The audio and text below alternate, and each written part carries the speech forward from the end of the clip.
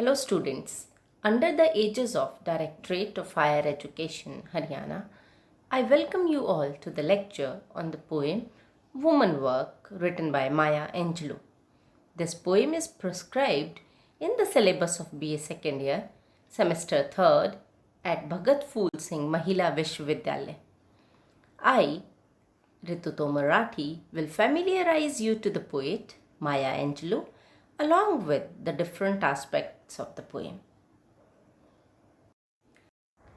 Now, before we start the poem Woman Work by Maya Angelou, let us first discuss about the poet. Maya Angelou was an American poet, memoirist, and civil rights activist. She has a high place for herself amid renowned writers of 20th and 21st century.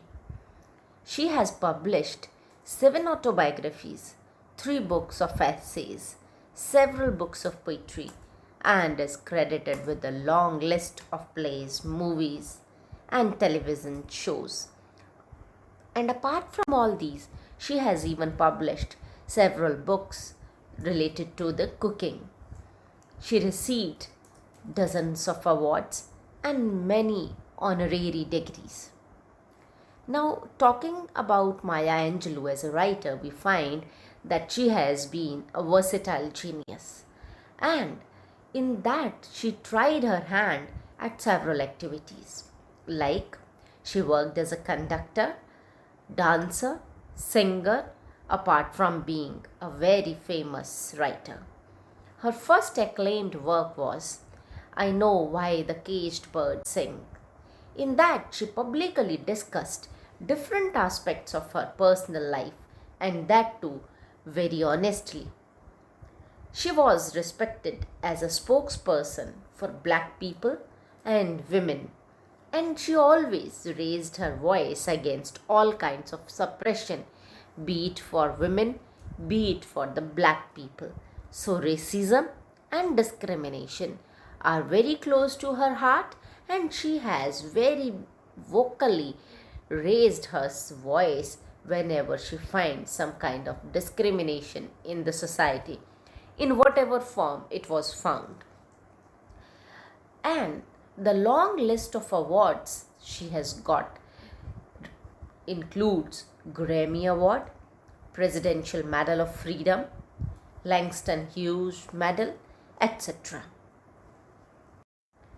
Now, after the general discussion on Maya Angelou, now let us see what kind of writing she has taken up and what are the themes and what is the point she wants to take up in her writings. The important themes of Angelou's works have been racism, identity, family, travel, and even cooking, as she has shared her cooking experiences in several books. She was respected as a spokesperson for black people and women, and her works have been considered a defense of black culture. This is an important point that she stands with those who are considered as the suppressed race. Her works are widely used in schools, colleges, and at many and different levels. She redefined autobiographical writings also. In that, what she has done is she has added a tincture of critique to the autobiographical art. And her work, I Know Why the Caged Bird Sings, is a very famous, and this is an autobiographical work. This is the work with which Maya Angelou's reputation as a writer has been established. Love and loss are the foundations on which she establishes the whole structure in her writings, and afterwards she weaves struggle, racism, and gender discrimination around to that basic foundation. Her works have innumerable quotations, and those quotations, those quotes act as teaching for the layman and for the general public also. Some of the important quotes are courage is the most important of all virtues, because without courage, you cannot practice any other art. Similarly, on another occasion, she said, If you don't like something, change it. If you can't change it, change your attitude. So, this is the basic thing that we have seen, the basic themes in the works of Maya Angelou. Now, we will proceed to the poem Woman Work. After the general discussion on the poem, Woman Work reads like, I have got the children to tend, the clothes to mend, the floor to mop, the food to shop, then the chicken to fry, the baby to dry. I got company to feed, the garden to weed. I have got shirts to press, the tots to dress, the can to be cut. I gotta clean up this hut, then see about the sick, and the cotton to pick. This is the first stanza of the poem. Here, now we will see what kind of the facts or what kind of observation we can take out. Firstly, the important thing is that Maya Angelou herself is a woman, and that's why she has so clearly, so vividly brought out this situation of woman. The second important point is that she has herself experienced oppression in the direct form by being a black person and by being a woman. So, in a manner, she has seen everything very closely, and that's why such a beautiful picture she has painted in the poem. Like she says, I have got the children to tend. In this poem, she gives expression to the deep seated cry of a woman, and the woman is speaking or saying, I have got the children to tend. This shows responsible behavior of a woman, where she has to look after the children, she has to clean the floor, she has to wash the clothes. Look at the strong t sound, which shows that this is the discontent which is sitting at the heart of the woman, and she is giving expression to it. Maya Angelou here, she is talking about a woman. But now the question to the students is she talking only about one woman? Absolutely no. By talking about one woman, she is generalizing the whole race of women. And she is trying to picture that what she is doing and what is expected from her and what she feels about her own work. Now, students, no doubt Maya Angelou belongs to America. But do you feel, is there any difference in the condition of women at our own houses? Try to visualize. Whose responsibility is in our houses to take care of the little children? Who washes clothes at our own houses? Who shops food for us or the vegetables? Who takes out weed from the garden? Who is the person doing ironing at the homes? Who dress up the tots in the morning for the school? All other things as well. So when the picture of the whole household comes, whose face comes before us? Obviously the mother or the woman who is the most responsible person at the home. So if we look at the surface, the poem seems so simple, everybody can find out meaning in these lines. But we have to go below this surface meaning. Look at the st sound in the first line. I have got the children to tend. Ch sound strong, tend, to, got, again t sound, the clothes to mend. Again, strong consonants are repeated. This art is consonants when this consonant sound is repeated. So strong consonant sounds tell us that what the author is saying is no ordinary thing. Rather, she wants to highlight that this kind of repetitive work that a woman does keeps her away from so many other things that she would have otherwise done. But she takes on her shoulder the responsibility of the whole household works, and she does it the whole day. The whole day, from dressing up the children, from ironing the clothes, from doing all kinds of works for the kitchen. What else she has to do is then see about the sick. Look, the tone becomes polite here. The thoughts to dress. I gotta clean up this hut. Then see about the sick. Look, the tone falls with this line. Then see about the sick. Means those people who are ailing, they are also waiting in a manner that the woman would be coming, giving them the soup or other things to eat along with the medicines. So this care that ailing people require, they need, is done by woman only.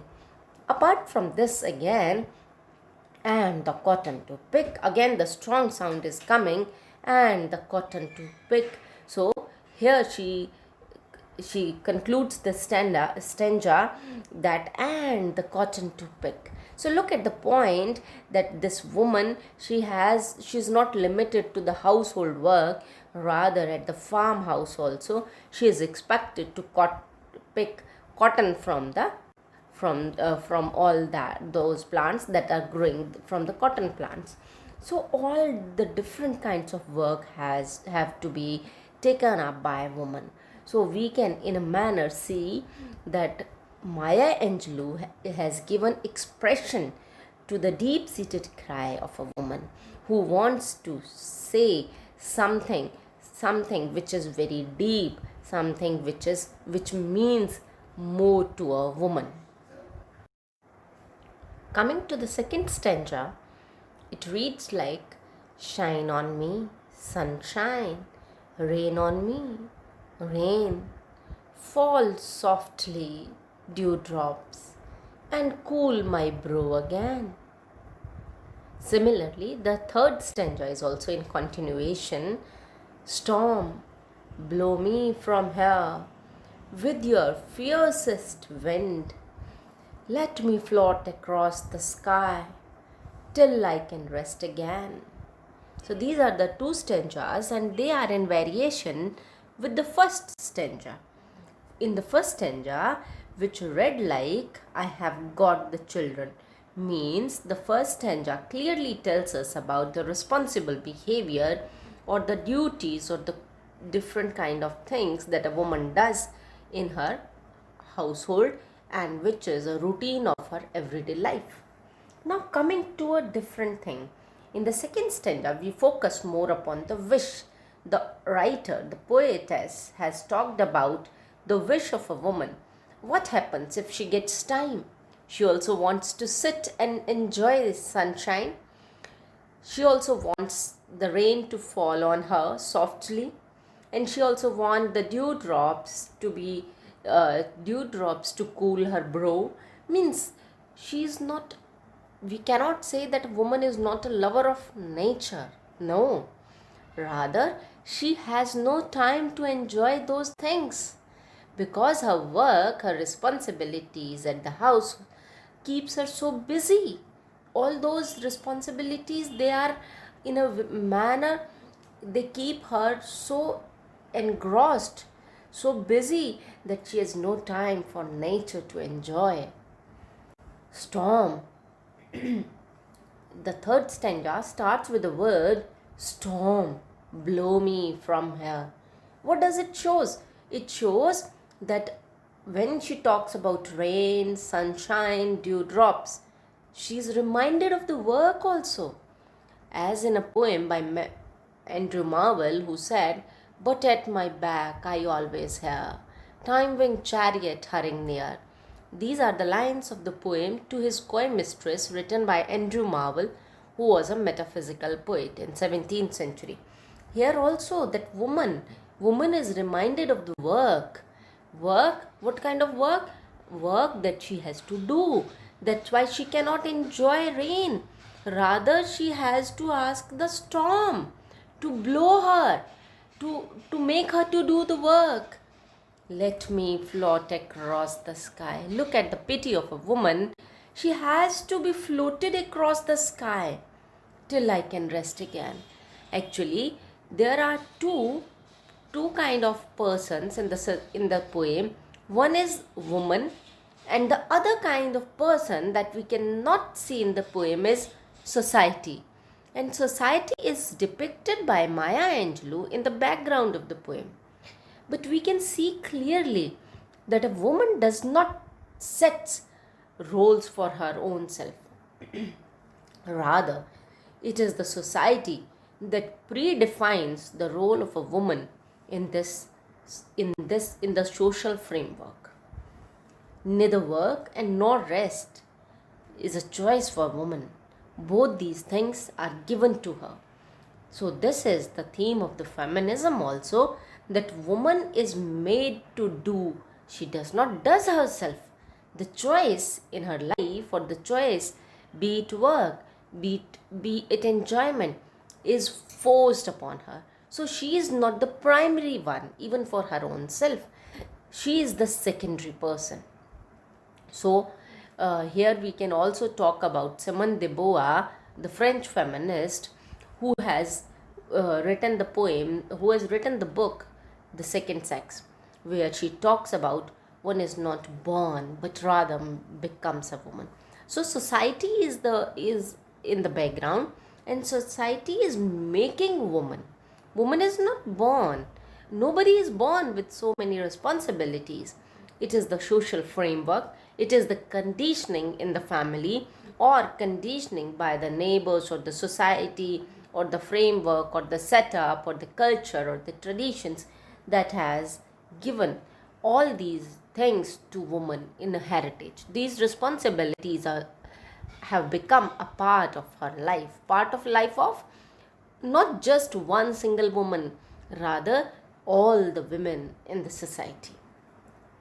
Now, we see that nature is personified in the second stanza, and the third one, where nature will be blowing her, nature will be working on her. So personification device is used by Maya Angelou, and nature here is the consoler, nature here is the rescuer, nature is like a redeemer for woman, as nature provides solace to her. No, nature is a kind of pleasant change from all the household work for the woman. The fourth stanza reads like, fall gently, snowflakes, cover me with white, cold icy kisses, and let me rest tonight. Similarly, in the concluding stanza, the last stanza, she says, sun, rain, curving sky, mountain, oceans, leaf and stone, star, shine, moon glow. You are all that I can call my own. This is an important point to note down, that the pace with which the poem started from the first stanza, where she is in a hurry to see about the sick and the cotton to pick, and then coming to the second and the third, where she becomes a slighter, softer, and she says, but the pace is quite running in comparison to the fourth and the fifth one, where she starts, fall gently. The very tone in the first word, or the first line of the fourth stanza, it is fall gently. And even the choice of the word in this stanza, snowflakes, cover me with white, cold icy kisses, and let me rest tonight. So this shows that she also wants to take rest. Here, Maya Angelou has depicted woman as a human being. She does not consider woman as an oddity to the society or to the nature or to the man. She has equal capacity for enjoyment, for love, for nature.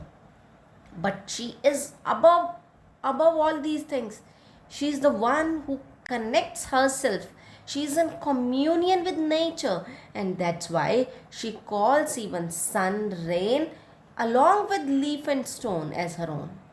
She considers even the hard things like stone as her own. This is the magnanimous nature of a woman that is presented by Maya Angelou, that she accepts both the beautiful side as well as the ugly side of the life. And she considers mountain oceans life-giving force and stone also something harsher one, something harder things. So she connects herself, she finds a communion with all the things of the nature, and this is only in the nature of the woman that I can call my own. She calls stars, moons along with stones as her own, with sun, rain, curving sky. She accepts the reality and she becomes a part of it. So world of imagination is presented where a woman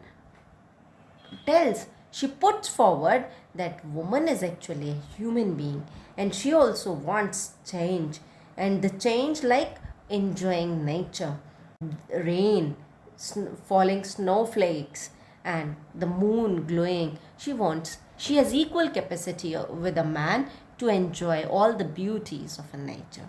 So here the title of the poem is again very important, and student, you must focus that it is not just a woman.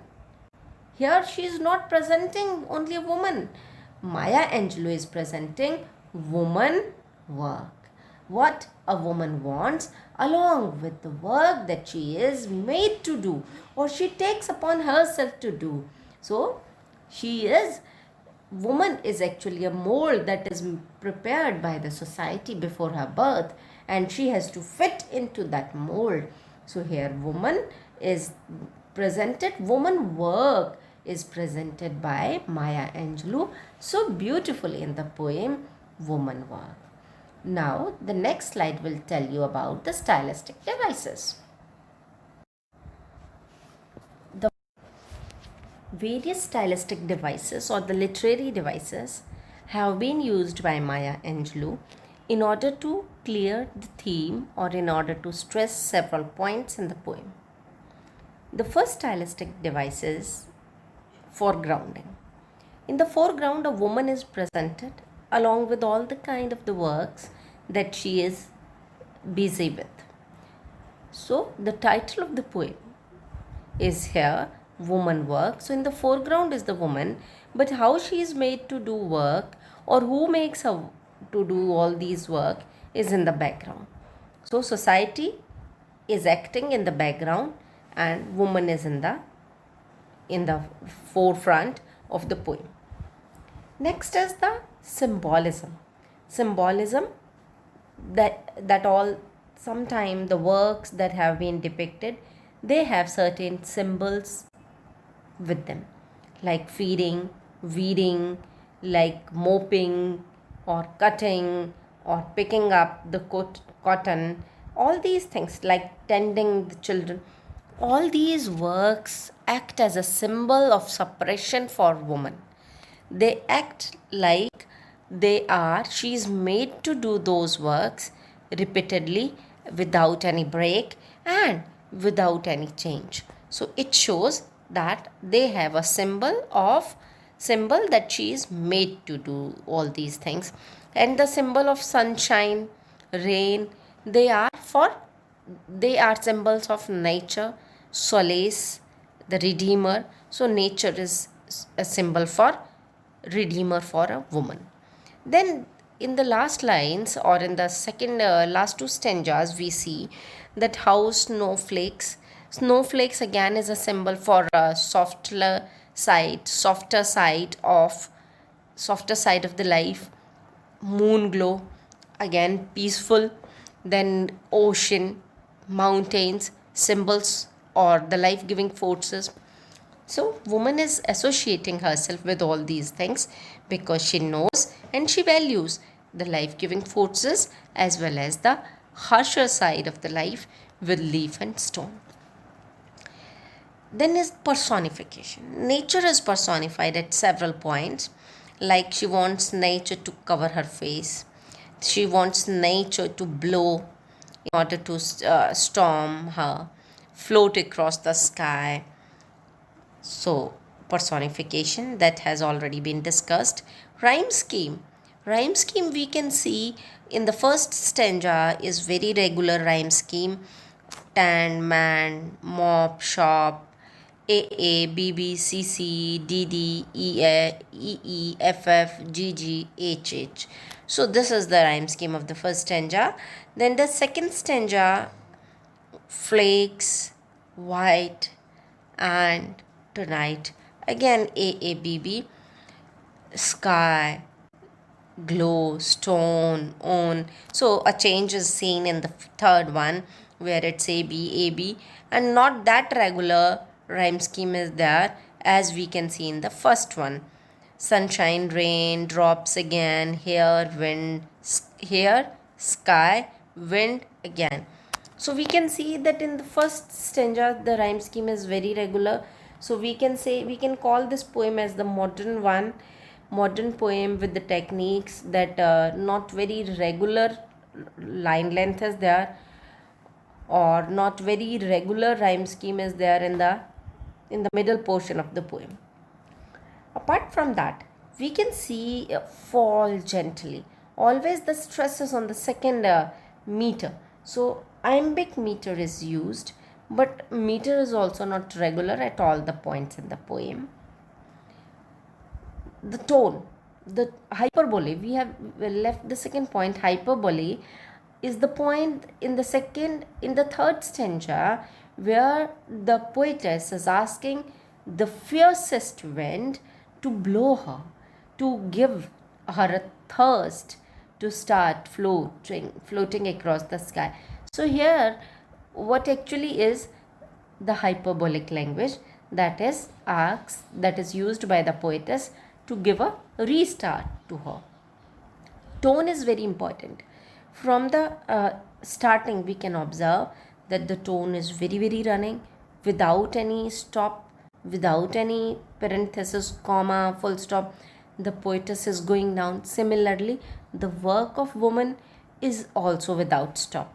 It keeps running. It sometimes keeps in the parallel sessions, like washing and the cooking and the mopping and tending the children. So many things have to be done side by side. Similar is the pace. Then sunshine. She stops there. There is a pause. Fall gently.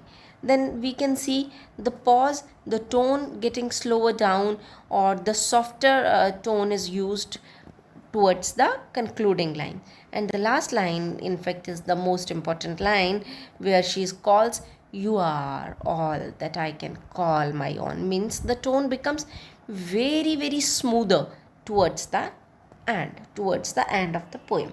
This is an important thing that reflects the poem. That's all about stylistic devices.